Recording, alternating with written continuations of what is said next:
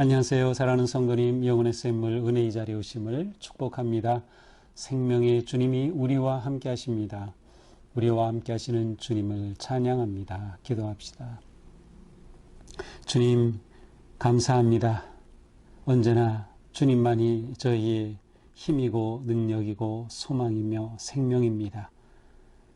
어두운 세상 속에서 오직 주님만을 의지하고 바라보며 주님의 인도하심을 따를 수 있도록 저희들을 오늘도 말씀으로 깨우쳐 주시고 세워 주시옵소서. 주시는 말씀이 우리의 마음의 생명의 양식이 되며 하나님의 거룩하심을 따라가는 믿음의 결단의 길이 될 수 있도록 인도하여 주시옵소서. 예수님 이름으로 기도합니다. 아멘. 오늘 말씀은 예레미야 49장 7절에서 22절입니다. 에돔에 대한 말씀이라 만군의 여호와께서 이와 같이 말씀하시되 대만에 다시는 지혜가 없게 되었느냐? 명철한 자에게 책략이 끊어졌느냐? 그들의 지혜가 없어졌느냐? 드단 줌이나 돌이켜 도망할지어다. 깊은 곳에 숨을지어다. 내가 에서의 재난을 그에게 닥치게 하여 그를 벌할 때가 이르게 하리로다. 포도를 거두는 자들이 내게 이르면 약간의 열매도 남기지 아니하겠고 밤에 도둑이 오면 그 욕심이 차기까지 멸하느니라. 그러나 내가 에서의 옷을 벗겨 그 숨은 곳이 드러나게 하였나니 그가 그 몸을 숨길 수 없을 것이라. 그 자손과 형제와 이웃이 멸망하였은즉 그가 없어졌느니라. 내 과들을 버려도 내가 그들을 살리리라. 내 과부들은 나를 의지할 것이라. 여호와께서 이와 같이 말씀하시니라. 보라, 술잔을 마시는 습관이 없는 자도 반드시 마시겠거든 네가 형벌을 온전히 면하겠느냐? 면하지 못하리니 너는 반드시 마시리라. 여호와의 말씀이니라. 내가 나를 두고 맹세하노니 보스라가 놀램과 치욕거리와 황폐함과 저주거리가 될 것이요 그 모든 성읍이 영원히 황폐하리라 하시니라. 내가 여호와께서부터 오는 소식을 들었노라. 사절을 여러 나라 가운데 보내어 이르시되 너희는 모여와서 그를 치며 일어나서 싸우라. 보라, 내가 너를 여러 나라 가운데서 작아지게 하였고 사람들 가운데서 멸시를 받게 하였느니라. 바위 틈에 살며 산 꼭대기를 점령한 자여 스스로 두려운 자인 줄로 여김과 네 마음의 교만이 너를 속였도다. 네가 독수리같이 보금자리를 높은 데에 지었을지라도 내가 그리로부터 너를 끌어내리리라. 이는 여호와의 말씀이니라. 에돔이 공포의 대상이 되리니 그리로 지나는 자마다 놀라며 그 모든 재앙으로 말미암아 탄식하리로다. 여호와께서 말씀하시니라. 소돔과 고모라와 그 이웃 성읍들이 멸망한 것 같이 거기에 사는 사람이 없으며 그 가운데에 머물러 살 사람이 아무도 없으리라. 보라, 사자가 요단 강의 깊은 숲에서 나타나듯이 그가 와서 견고한 처소를 칠 것이라. 내가 즉시 그들을 거기에서 쫓아내고 택한 자를 내가 그 위에 세우리니 나와 같은 자 누구며 나와 더불어 다툴 자 누구며 내 앞에 설 목자가 누구냐? 그런즉 에돔에 대한 여호와의 의도와 대만 주민에 대하여 결심하신 여호와의 계획을 들으라. 양떼의 어린 것들을 그들이 반드시 끌고 다니며 괴롭히고 그 처소로 황폐하게 하지 않으랴. 그들이 넘어지는 소리에 땅이 진동하며 그가 부르짖는 소리는 홍해에 들리리로다. 보라, 원수가 독수리같이 날아와서 그의 날개를 보스라 위에 펴는 그날의 에돔 용사의 마음이 진통하는 여인같이 되리라 하시니라. 아멘. 자, 오늘 말씀은 에돔이 받을 심판에 관한 말씀입니다. 에돔은 우리가 잘 알듯이 야곱과 쌍둥이 형제죠. 그러니까 이스라엘과는 친족인 그러한 민족입니다. 그런데 에돔은 이스라엘과 그렇게 가까이 지내지 못했어요. 가까이 하면서 이스라엘 택하신 여호와 하나님을 알고 또 에돔도 하나님을 섬겼더라면 정말 하나님의 사랑받는 그러한 민족이 되었을 터인데 불행하게도 그들은 계속해서 하나님의 백성들을 괴롭히고 또 하나님 앞에 심판받을 그러한 나라가 되고 말았던 것이죠. 자, 에돔에 관한 하나님의 예언의 말씀은 무엇입니까? 대만에 다시는 지혜가 없게 되었느냐? 명철한 자에게 책략이 끊어졌느냐? 자, 대만이라고 하는 것은 이제 에돔의 한 지역으로 보이는데 우리는 그 욥기에서 대만 사람 엘리바스를 우리는 만나게 되죠. 따라서 이 대만은 아마도 사람들 사이에 지혜로운 사람이 많이 나오는 곳, 뭐 이와 같은 어떤 이미지가 있었던 것일까요? 왜냐하면 대만에 다시는 지혜가 없게 된다라고 말씀하니 말이죠. 그래서 지혜가 없게 되고 명철한 자에게 책력이 끊어졌다. 이것은 무엇을 말합니까? 하나님의 심판 앞에 그것을 피할 지혜가 없다는 거예요. 그들이 자랑하고 그들이 그렇게 으스대던 그들의 지혜와 명철, 하나님의 심판 앞에 아무 소망이 없다는 것이에요. 구원의 가능성, 회복의 가능성이 그런 기회가 그들에게 없음을 말하는 것이죠.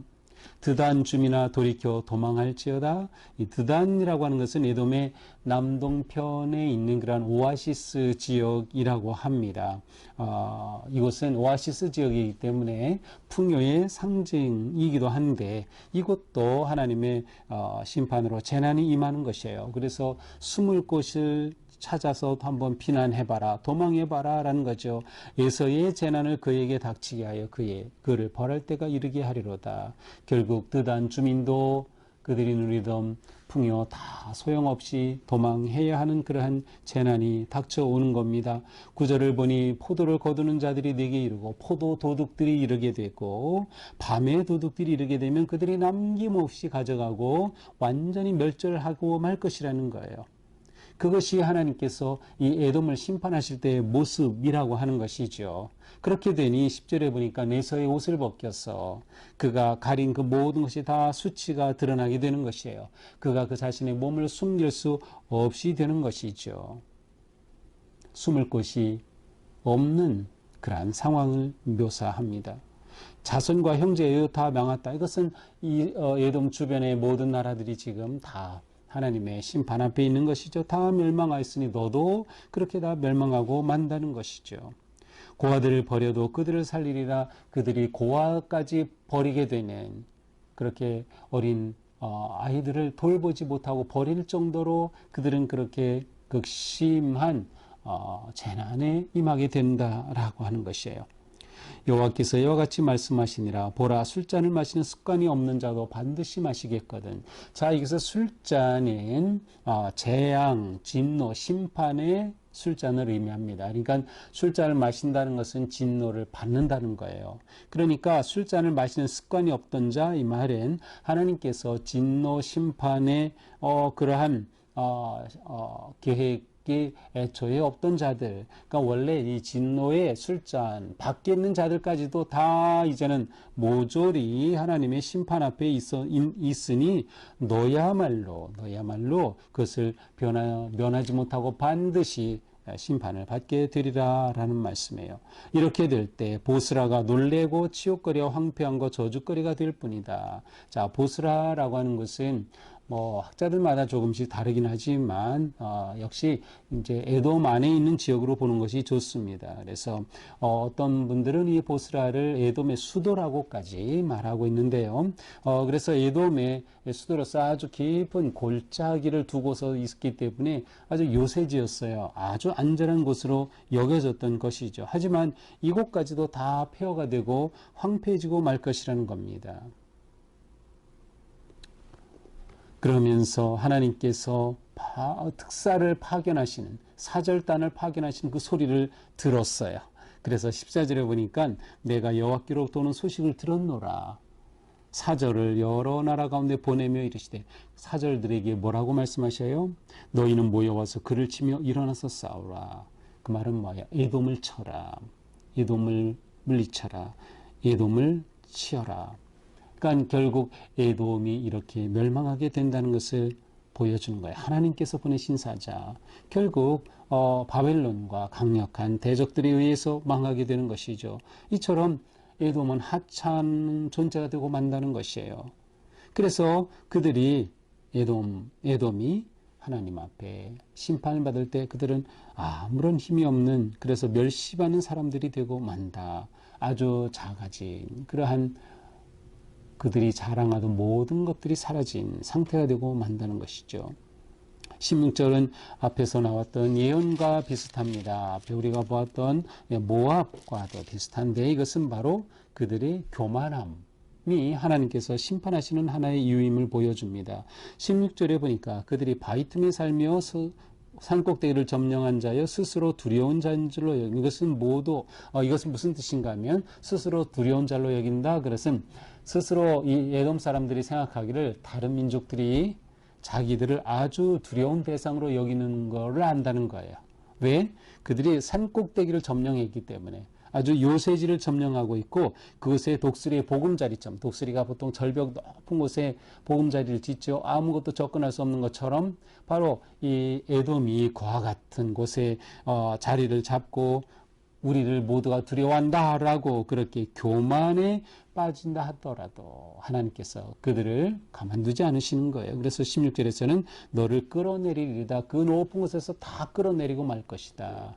너희가 안전하다고 여긴 그곳 다 소용없다라고 하는 것이죠.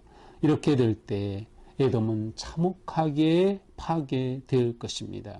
그래서 그리로 지나가는 자마다 놀랍니다. 아니 에돔이 어떻게 이렇게 망했단 말이냐라는 것이죠. 그래서 재앙과 그 파멸로 인해 탄식이 끊어지지 않을 것이다. 또한 그것은 소돔과 고모라와 다를 바가 없어요. 18절에 보니까 소돔과 고모라와 그 이웃 성읍들이 멸망한 것 같이 되고 말아요. 그 상태는 어떻게 된 거예요? 사는 사람이 아무도 없어요. 거기에 머물러 거주할 사람조차 없는 그러한 황무지가 되고 마는 것이죠. 자, 19절은 목장 가운데 사자가 들어와서 해치는 그러한 모습이에요. 보라, 사자가 요단강 깊은 숲에서 나타나듯이 사자가 목장 가운데 나타나면 어떻게 돼요? 이 양과 이러한 염소의 양떼들이 혼비백산하고 도망가게 되는 것이죠. 그것처럼 여호와께서 그들을 치시게 할 거다. 견고한 처수를 칠 것이다. 내가 즉시 그들을 거기서 쫓아내고 에돔을 다 쫓아내고 그들이 좋다고 여기던 그 목장 같은 그거 다 그들을 쫓아내고 그들을 몰아낸 후에 다른 자를 세우시겠다는 거예요. 내가 택한 자를 그 위에 세울 것이다. 그러니 나와 더불어 다툴 자 누구며 내 앞에 설 목자가 누구냐. 목자는 이 사자를 막아내고 지켜야 되는데 하나님이 이렇게 심판하실 때 감히 막아내는 목자가 없다라는 거죠. 그런 지도자도 없다라는 것을 의미하는 것이에요. 그런즉 20절 에돔에 대한 여호와의 의도와 대만 주민에 대한 결심하신 여호와의 계획을 들어라. 그러므로 에돔과 대만은 아까 무엇이었죠? 에돔에 있는 그런 지역 지혜로운 자들 있다고 생각된 그런 지역에 있는 자들 들어라. 여호와의 결심하신 계획이 뭐예요? 양떼 어린 것들을 반드시 끌고 다니며 괴롭히고 젖으로 황폐하게 하지 않겠느냐? 온 목장이 황무지가 되지 않겠느냐? 그렇게 될 때 넘어지는 소리에 땅이 진동하고 부르짖는 소리가 홍해까지 들리게 되는 그러한 큰 황폐와 처참한 멸망이 이르는 것입니다. 보라, 원수가 독수리같이 날아와 날개를 보스라 위에 펴는 날에 에돔 용사의 마음이 진통하는 여인같이 되리라. 이처럼 적군이 들어와 그들 가운데 들이닥칠 때 결국 바벨론의 침공이죠. 그렇게 닥칠 때 어떻게 되는 거예요? 진통하는 여인과 같이 되고 말아요. 이 에돔의 병사들이, 용사들이 아무 힘도 쓰지 못하고 두려움 가운데 떨리는 공포에 사로잡히는 그러한 상황이 되고 말 것이다. 자, 에돔에 관한 하나님의 심판의 말씀은 아주 무겁고 비참한 그러한 모습입니다. 우리는 이것을 보면서 하나님의 심판을 막을 길이 전혀 없어 보입니다. 그들에게 하나님의 심판을 막을 길이 없어 보여요. 결국 그들의 자랑하던 지혜, 그들의 명철이 하나님의 심판 앞에서는 무용지물이 되고 만다는 것을 보여줍니다. 또한 그들이 자리하고 있던 지리적인 조건이나 그들의 풍요도 하나님의 심판 앞에는 아무 쓸모가 없는 거예요. 그들이 가진 것도, 그들의 권력도, 그들의 재물도 그들을 이 재난에서 구해내지 못하는 거예요. 그러니까 우리에게 중요한 것은 정말 중요한 게 뭔가를 깨닫는 거예요. 하나님 앞에 정말 중요한 게 뭔가. 이 세상의 자랑 아무 소용이 없다. 이 세상의 힘도 아무 소용이 없다. 중요한 것은 인간적인 세상적 조건이 아니라 온전히 하나님 앞에 서는 겁니다. 온전히 하나님을 인정하는 것이에요. 온전히 하나님을 예배하는 것이에요. 온전히 하나님 앞에 무릎 꿇는 것이에요. 그 하나님만이 유일한 안식처, 피난처, 그 다음에 보호하시는 목자가 되시기 때문인 것이죠. 에돔이 아무리 자랑한다 하더라도 그들의 추락은 순간입니다. 우리가 아무리 자랑해도 인생은 안개와 같이 추락하고 마는 거죠. 우리가 우리 인생을 보는 눈, 그리고 하나님을 보는 마음을 가지게 될 때, 우리의 진정한 생명은, 우리의 진정한 삶은 하나님 안에서 이루어지는 것이다. 우리가 이것을 봐야 하는 것이죠. 에돔의 멸망, 그것을 보면서 하나님께서는 이스라엘 백성들 또한 하나님 앞에 나오기를 원하셨음을 우리는 보게 됩니다. 오늘 하루 살아가면서 우리는 이 세상에서 전혀 출구가 없어 보이는 상황이라 할지라도, 물론 그것이 우리의 죄로 인한 것일 수도 있고 실수로 인한 것일 수도 있고 우리는 아무 잘못이 없지만 다른 사람 때문인 것일 수도 있고 우연한 사고일 수도 있고 때로는 하나님의 심판일 수도 있고, 어떤 것이든 우리는 이러한 위기와 어려움 때에 중요한 것은 하나님을 구하고 찾는 것이에요. 하나님을 향하는 것이죠. 그래서 오늘도 우리가 하루를 살아갈 때 하나님을 향하고 하나님을 의지하고 하나님을 예배하며 하나님 앞에 우리의 삶을 맡기고 드릴 수 있는 삶. 그래서 하나님과 함께 내가 하나님 안에, 하나님이 내 안에 거하시는 그 삶 가운데 진정한 평화와 안전한 그런 소망의 기쁨이 가득하게 되기를 축복합니다. 기도합시다. 주님, 우리가 언제나 주님 앞에 바르게 서게 하여 주옵소서.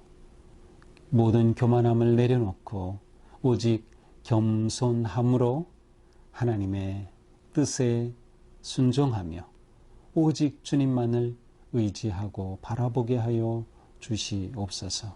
주님만을 사랑하는 마음, 주님만을 의지하는 믿음으로 오늘 하루도 복된 하루, 하나님 은혜 안에 평온한 하루가 되게 하여 주시옵소서. 우리 삶에 어떤 위기, 고난이 닥친다 하더라도 우리는 주님의 손을 의지하며 주님께서 이끄시고 보호하심을 신뢰하며 승리하도록 오늘도 주님 우리를 품어 주시옵소서. 예수님 이름으로 기도합니다. 아멘. 네, 오늘도 우리의 삶이 주님 의지하는 삶 되기를 축복합니다. 사랑합니다.